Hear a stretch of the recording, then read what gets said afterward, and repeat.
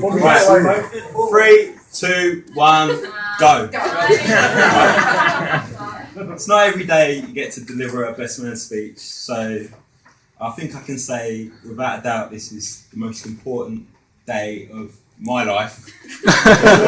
So thank you all for coming. Firstly, can I say how stunning Lucy looks today? She's an absolutely gorgeous bride. Looking at Matt, you can see he's the proudest man in the room. Sure. No waffle, Matt, come on. I have to say, you're definitely punching above the weight. So, how and why you waited the best part of 10 years to propose is, I think, beyond all of us, to be honest. So, I'm looking at the hair today as well. I'm wondering who took the longest to do the hair. Probably Matt, with those luscious Timotei locks he's got going on. It's been an absolute pleasure to share the day with you both, and a big thank you to Matt for asking me to be best man. Truly honoured. Hopefully, I've done an okay job, but we'll see. Yeah, I second that. Thanks for involving me in the day, and I really do hope you've had an incredible day and have a good evening as well. It's amazing how we've progressed from you not letting me in your room to play GoldenEye, so you're asking me to be your best man. So still wouldn't let you in your room to play GoldenEye. Yeah, so I'm sure for those of you who know me, I'm sure you've heard the stories from the stag. You may want to replace best man with worst man. It was a pretty eventful trip. But I think we can all agree on that. At least Dad actually made it though, which is what he said about me, so again, sorry about that. But in fairness, if I'd seen that with my own eyes, I don't think I could ever raise that image. So I'm kind of glad I missed out on that. Yeah, so being in Lisbon, first of all we found, basically if you're a cab driver in Lisbon, the only qualifications you need is to be able to drive. Because none of them know where anything is. You ask to be taken to a restaurant and take you to the beach. Even from the point we arrived and we got out of the airport, we asked to go to the hotel, and they stopped about halfway through having a chat. And a cigarette. And the banter began. The worst man banter began, but it was all good fun. It was very funny. We had nightclubs that involved sand on the floor. We had steak that tasted of fish. We also had, what did we have? We also discovered a passion for drunken karaoke that none of us knew we had. Can I just say, if anyone needs a singer at their next wedding, then speak to Daz. Because he does a great rendition of Sexual Healing. With a lot of passion in his voice as well, can I just say.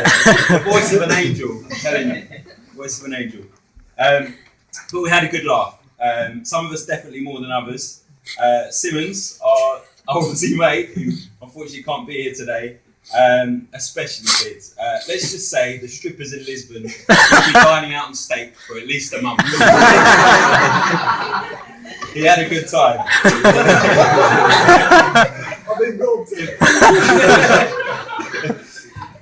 If you see the pictures of Matt in his stag outfit as well, I think we can all agree.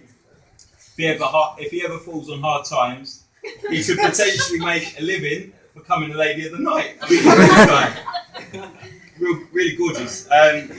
Judging by the amount of beeping cars and stuff that pass by, you know, potentially that's a career for you. I'm telling you. We even had a local that nearly came up to you and gave you a kiss, didn't he? That was pretty creepy. That was terrifying. It's quite disturbing, but obviously we all egged him on, so that's what we all wanted. According to tradition, I'm supposed to sing the groom's praises and tell you all some great stories about him. Well, I can't sing, and I'm not going to lie. So I'm going to begin in hopefully giving Matt the most uncomfortable 5 minutes of his life. And I'm sure Matt will be giving Lucy the most uncomfortable 5 minutes of her life later on.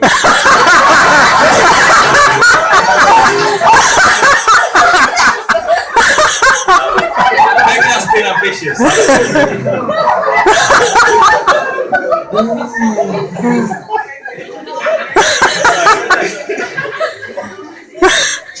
I've known Matt since our school days, and he's always been a very loud, confident lad.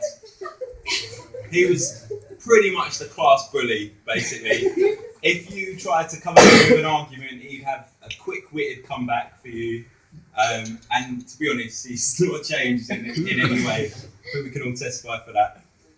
So I'll be honest, first time I met him, I thought, oh, he's really loud, like in your face, quite cocky as well. But I've known him for all these years, and I can honestly say I still find him really loud, really cocky, and really in your face. But I've learned to live with him anyway. Thanks, mate. Yeah, that's all right. So he's never been shy with his image anyway. He's always been one to put on a show, as you can see. just before a tram turned up with a load of tourists that taking pictures like, it's the biggest wonder of the day. But as I've said, never one for being shy with images. I think you all saw the one earlier. As I said, he looks kind of like the snow shoveler from Home Alone. Or maybe the guy from Hangover. So this is Matt in all his glory.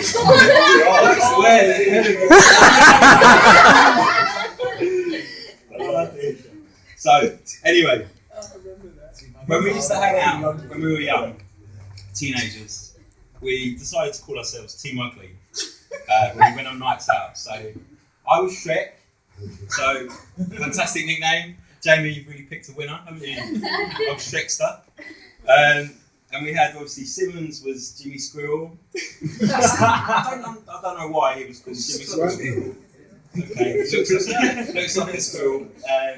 Kai was obviously Donkey, and we had Matt as the monkey. Now, I think we can all say Matt was the monkey because of the ears. Everyone feels sorry for me. And now you know why he's grown his hair long.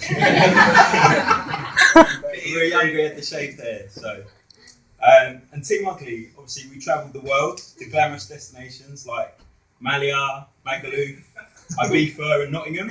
And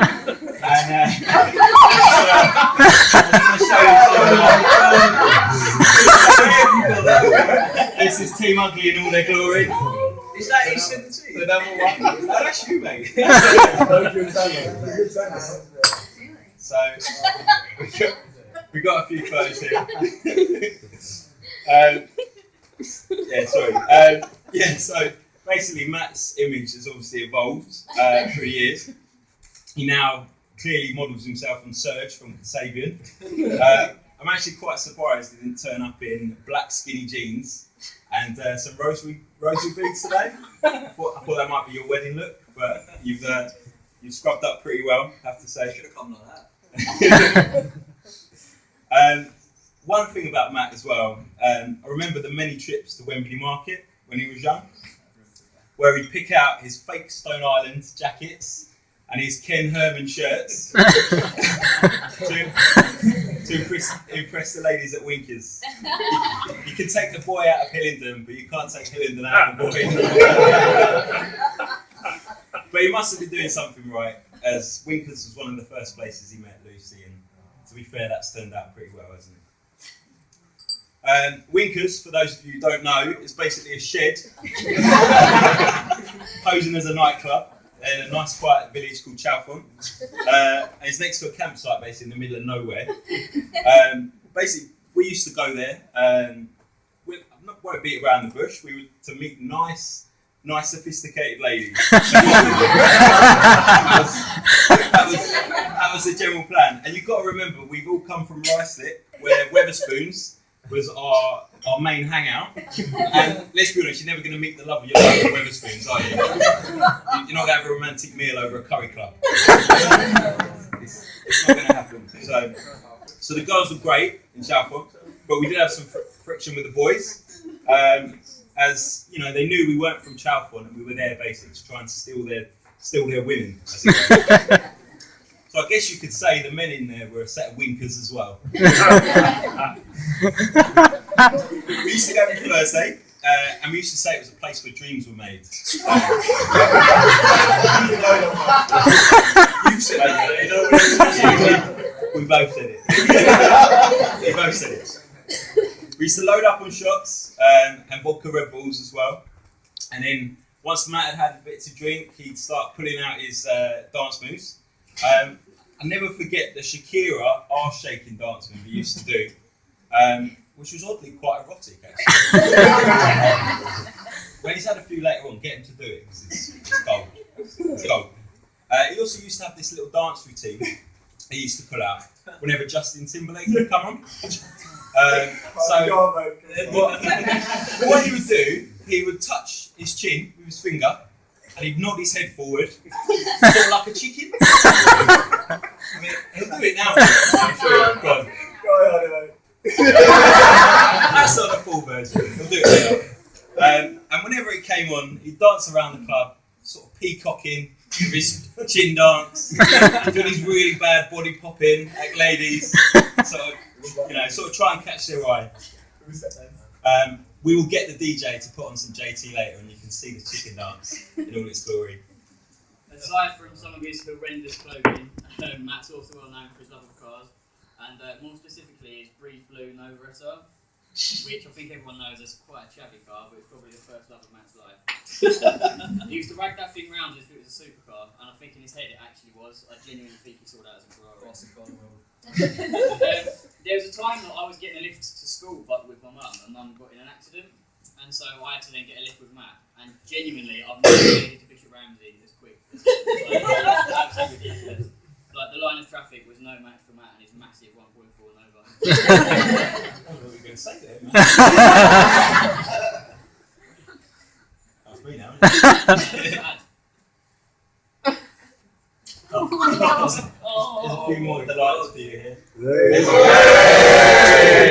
It's the biggest cheer of the night. That's the bad boy. I remember that in Ruislip. Everyone remembers this one I saw.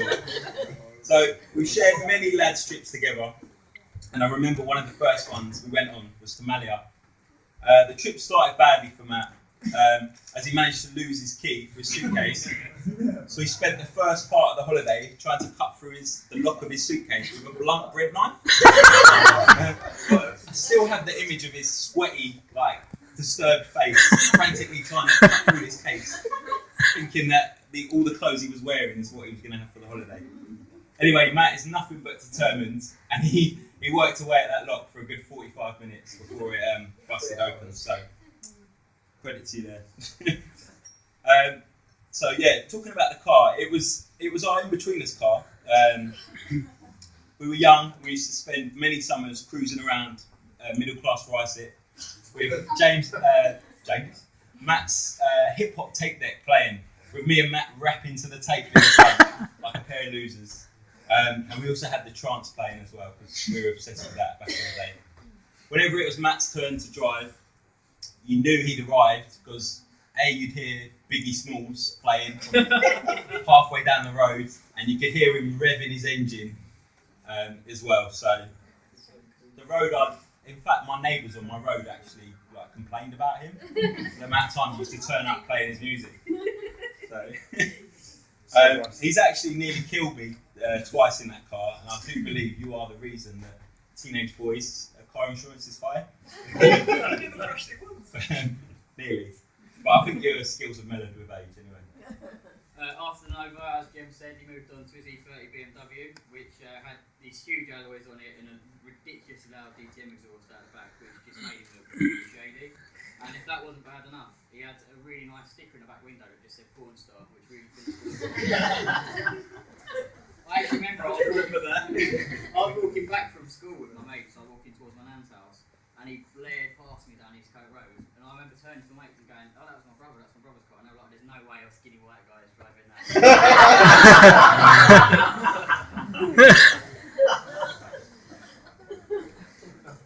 Talking about Malia and our lads' holiday, that was also the birthplace of a term we used to say called trout face, which we used to say to any woman that turned us down.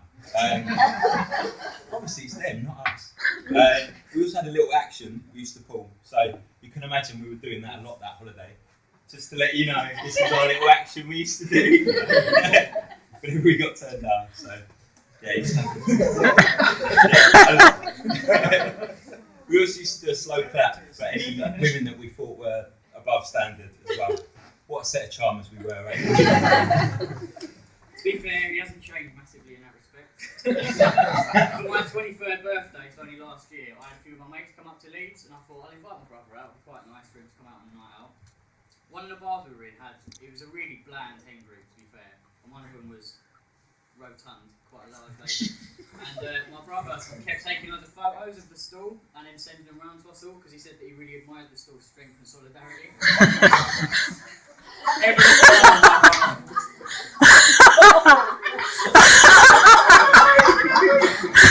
Anyway, moving on quickly. We've shared many adventures together and many random ends to a night.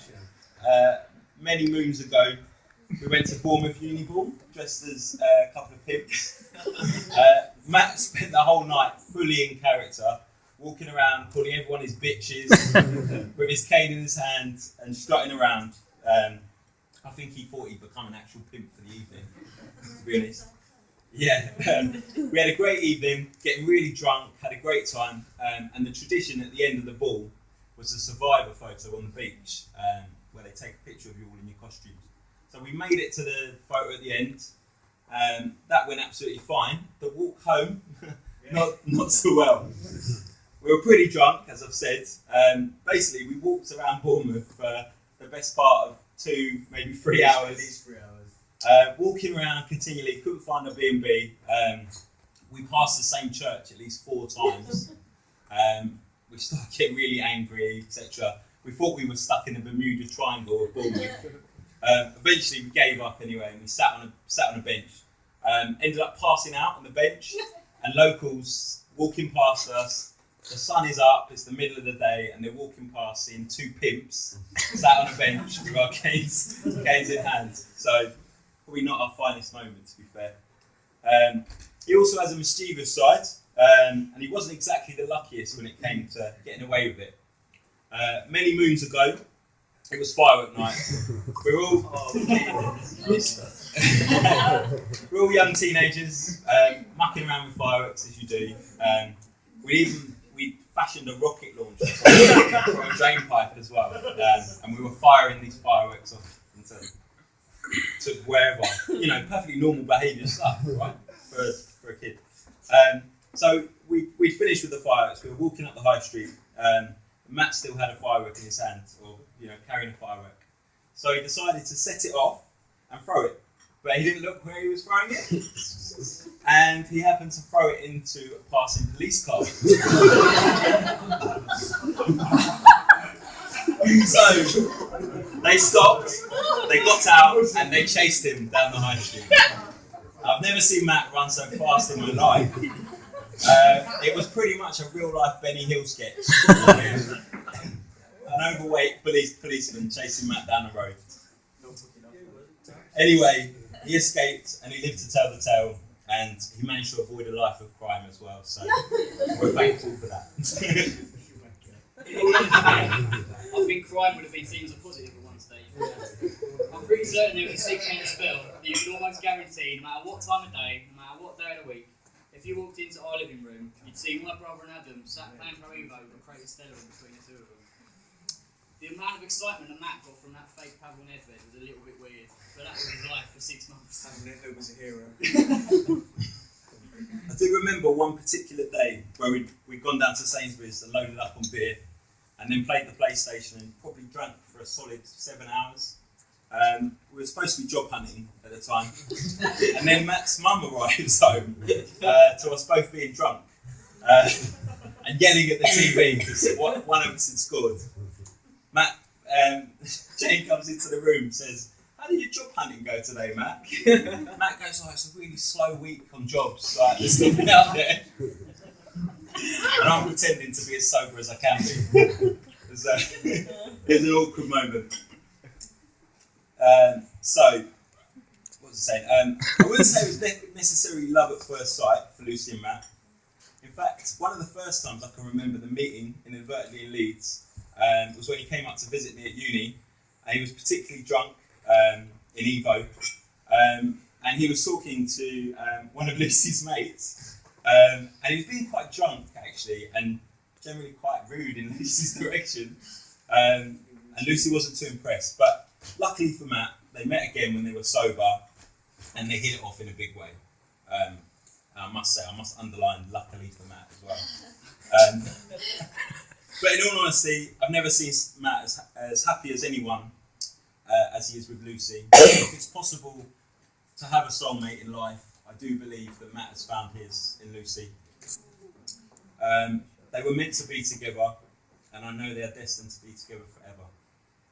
I wish them well, but whenever he needs to escape the house, I'm always available to play Pro Evo and get in a crate of Stella, just like the good old days. When Matt first met Lucy, we were all going through a difficult time as a family because our dad had just passed away. And meeting Lucy and moving in with her in Leeds couldn't have come at a better time for Matt. Then slowly we saw him brought back to his old self and a smile brought back to his face. For that, I know that I'm extremely grateful and that Dad would be so proud of the man that the man has become. He would have loved to be here to enjoy today with all of us, and I'm sure he'd be extremely welcoming of Lucy into our family. So, ladies and gentlemen, can you please raise a glass and join me in wishing Lucy and Matt a long and lovely marriage together, and wish them all the happiness in the world and their new life. I think I speak for everyone when I say how much we love you all, and we wish you the best for the future. To Matt and Lucy.